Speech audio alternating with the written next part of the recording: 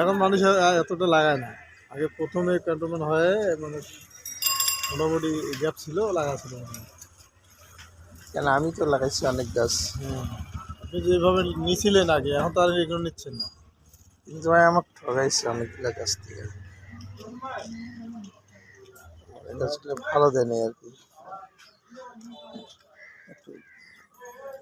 সালচত্রি করছে, যে দাম নিচ্ছে ওই হিসাবে মান দেয় নাই আর কি।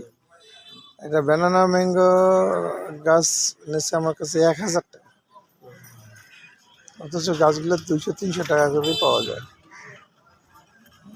চাপা মারি বেশি মানে টাকা নিচ্ছে তো, যার কারণে পরে চাপা যখন ধরা খেয়ে গেছে তখন আর গাছ চাপ বিক্রি হয় না। মানে বেশি চাপা দিয়ে কোনো কিছু কিন্তু বেশি দিন চলে না, চলে না। এই জন্য ওর চাপা মারাটা অনেক বেশি হয়ে গেছিল, যার কারণে ওর ব্যবসা এখন চলে না, আর আইসে না এলাকায়। এদিকে ঘটনা হলো কি, ওনার জিনিসের দাম বেশি। এই যে একটা কথা, সকালবেলা একটা আমের গাছ 1,000 টাকা নেওয়া মানে কি আপনি বলেন? অথচ এই আমের গাছ 300-400 টাকা হলে 300-400 টাকা হলে আমের গাছ পাওয়া যায়, অথচ আমার কাছে 1,000 টাকা নিছে। মানে এমন কথা দিয়ে নিছে যে আমি না দিয়েও পারিনি। আর গাছটাও আমার পছন্দ ছিল, মনে হয় আমার কাছে নিবেই টাকা। পরে এটাকে 1,000 টাকা দিয়ে নিছি।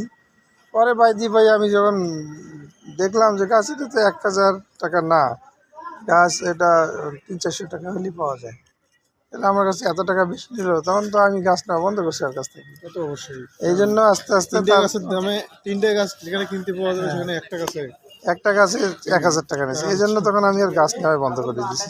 এরকম অনেক। এত চাপাবাজ লোক আর মতন হয় না।